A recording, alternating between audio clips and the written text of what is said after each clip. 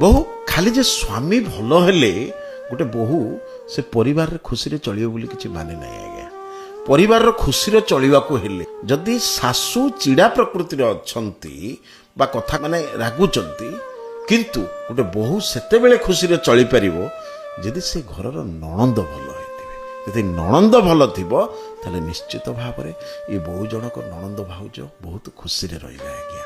ଯଦି ସ୍ୱାମୀ ଭଲ ଥାଏ, ଏମିତି ନଣନ୍ଦ ଆଉ ଶାଶୁ ଯଦି ଦି ଜଣ ଗୋଟିଏ ନାଟ ଲଗେଇବା ପ୍ରକୃତିର ଥିବେ, ଗୋଟେ ସ୍ୱାମୀ ଯେତେ ଭଲ ହେଲେ ବି ଆଜ୍ଞା, କିନ୍ତୁ ସେ ଘରର ଗୋଟେ ବୋହୂକୁ ଚଳିବା ପାଇଁ ବହୁତ କଷ୍ଟଦାୟକ।